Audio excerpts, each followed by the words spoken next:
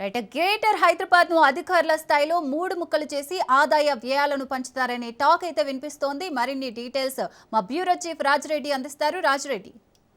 Thank you Sirisha. GHMC పదవీ కాలం ఈ రోజుతో ముగియబోతుంది. ఈ యొక్క నేపథ్యంలో రేపో మాపో ఉత్తర్వులు వచ్చే అవకాశాలు కనబడుతున్నాయని పెద్ద ఎత్తున వార్తలు వస్తున్నాయి. మూడుగా చేస్తారు, జిహెచ్ఎంసీని మూడు ముక్కలుగా చేస్తారనేది కూడా పెద్ద ఎత్తున చర్చ జరుగుతుంది.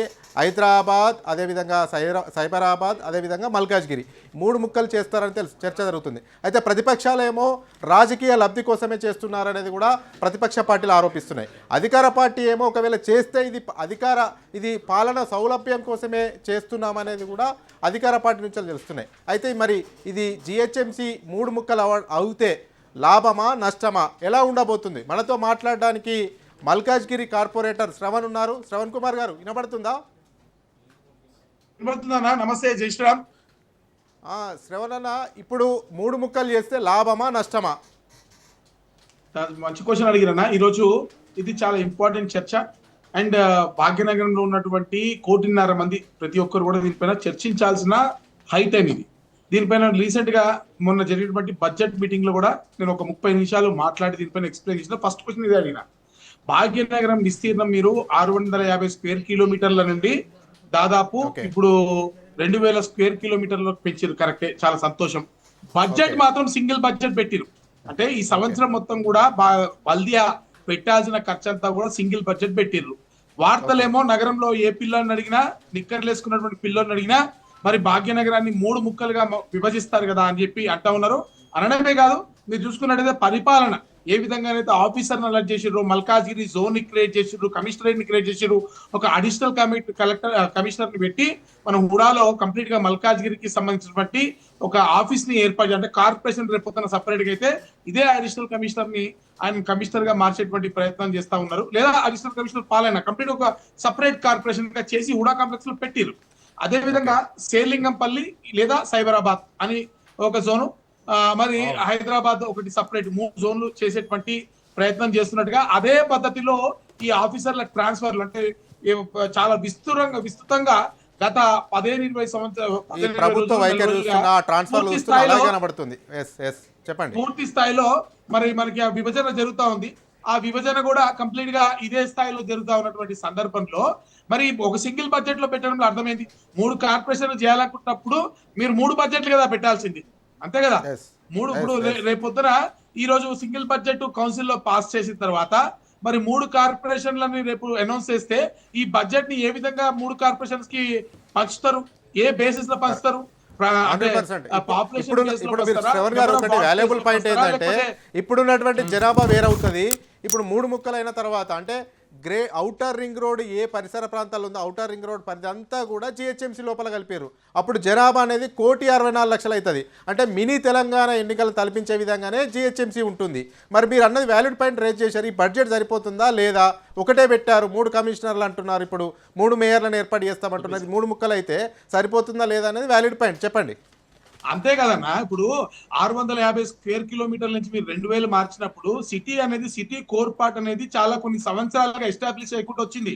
అనేక భూ వివాదాల మధ్య ఒక్కొక్కటి క్లియర్ అయ్యి ఒక్కొక్క ప్లాట్ పేపర్లు కూడా క్లియర్ అయ్యకుండా వచ్చి కాలనీలలో ఉన్నటువంటి రోడ్లు, అక్కడ ఉన్నటువంటి కమ్యూనిటీ హాల్లు, పార్కులు ఎస్టాబ్లిష్ అయ్యకుండా వచ్చింది. ఇప్పుడు ఉన్నటువంటి సరౌండింగ్ ఏరియాస్ అంటే మీరు ఫర్ ఎగ్జాంపుల్ ఏసరావు నగర్ పక్క నుంచి మొదలుకుంటే దమ్మాయిగూడ, నాగారం, ఫిర్జాయిగూడ, ఈ కంప్లీట్ స్ట్రెచ్ నాదర్గులు కానివ్వండి, అనేక భూ వివాదాల మధ్య ఇంకా కొట్టుమిట్టాడుతుంది. అక్కడ పంచాయతీ లేఅవుట్స్ జిహెచ్ఎంసీ స్టాండర్డ్స్ ఉన్నటువంటి లేఅవుట్లు లేవు. 20 ఫీట్ల రోడ్లే ఉంటాయి. ఆ రోడ్లు కూడా గుంతలమయ్యే ఉంటాయి. దాంట్లో పార్కులు లేవు, దాంట్లో కమ్యూనిటీ హాల్స్ లేవు. మరి ఏ స్టాండర్డ్స్ లేకుండా అక్కడ చాలా అంటే స్వారూప్య భేదాలు ఉన్నాయి. ఫర్ ఎగ్జాంపుల్ అక్కడ వాటర్ ట్యాక్స్ కలెక్ట్ చేస్తారు, మన దగ్గర జిహెచ్ఎంసీలో వాటర్ ట్యాక్స్ కలెక్ట్ చేయరు. ఇక్కడ హైదరాబాద్ మెట్రో వాటర్ వర్క్స్ అనేది ఒక separate body, water supply sewerage చూస్తుంది. అక్కడ వాటర్ సప్లై జిహెచ్ఎంసీ ట్యాంకర్లు పంపిస్తోంది ఇంకా. కాబట్టి ఇటువంటివన్నీ కూడా మరి విలీనం చేసే ముందు వీటిపైన చర్చ జరపకుండా మరి ముందే కోయల కూసింది అన్నట్టుగా ఫస్ట్ విలీనం చేసి తర్వాత చర్చలు చెప్తున్నారు.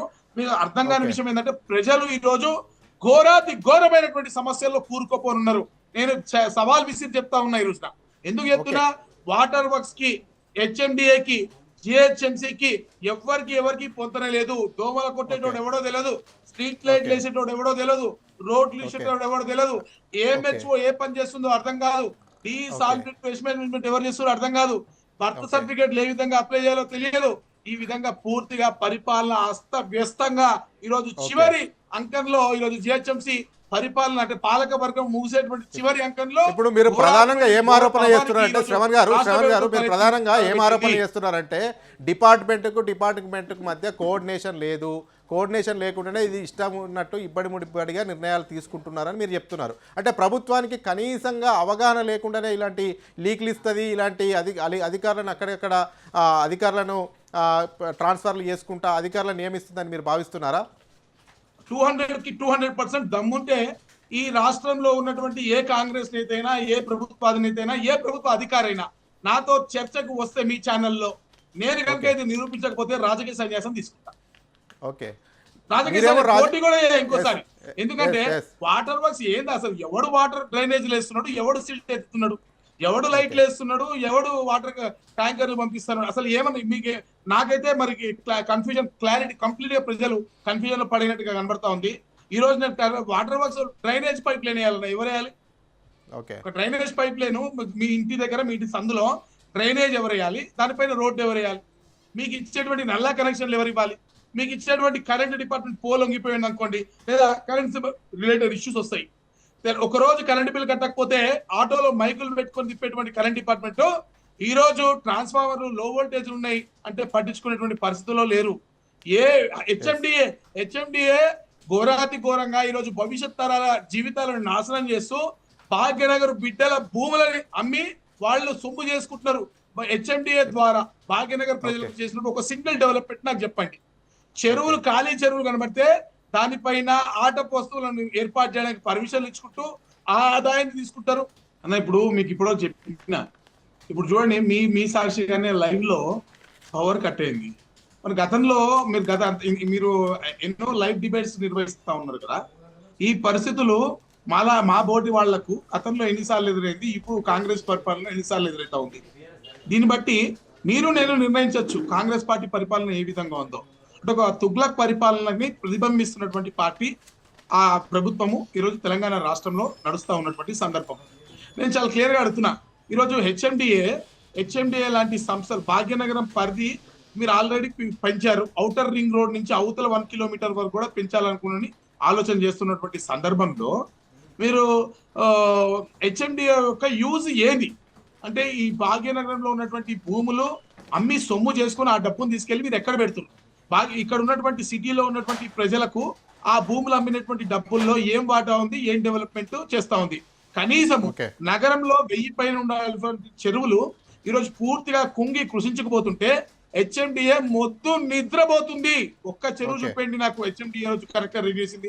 మీరు అంటారు హైడ్రా అని, నేను ఒకటి అడుగుతున్నా, హైడ్రా పేరుతోటి ఈరోజు అరాచకం తెలంగాణ రాష్ట్రంలో జరుగుతుంటే తెలంగాణ ప్రజానికం పూర్తిగా తిరగబడతా ఉంటే చెడ్డ పేరు పూర్తిగా ప్రభుత్వం కొలాప్స్ అయ్యేటువంటి పరిస్థితిలో ఆల్మోస్ట్ ఒక సివిక్ రివల్యూషన్ వచ్చేటువంటి స్థాయిలో పోతా ఉంటే ప్రజలు నానా బూతులు తిరుగుతుంటే ఏం చేసిరో తెలుసా? మీరు జాగ్రత్తగా గమనించండి. తెలంగాణ రాష్ట్రంలో ఎవరు గమనించలే.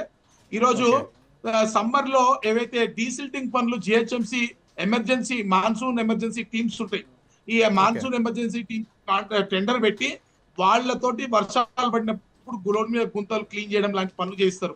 హైడ్రా పోలీస్ అధికారులను అక్కడ రోడ్ల పైన నించోబెట్టి పక్కన ఒక సోషల్ మీడియా వాళ్ళని పెట్టి ఇగో వర్షం పడినప్పుడు అక్కడ ఇగో క్లియర్ చేసిన మన వీడియో తీసుకొని అక్కడ నించున్న వాళ్ళతో ఒకరితో మాటలు మాట్లాడించి సోషల్ మీడియాలో చేసుకుని హైడ్రాకి పాజిటివ్ ప్రచారం చేస్తాం. మేము హైడ్రా వల్ల చాలా చెరువులను సంరక్షించాము, చాలా ప్రభుత్వ ఆస్తులను కూడా కాపాడాము అనేది కూడా ప్రభుత్వం చెప్తుంది కదా.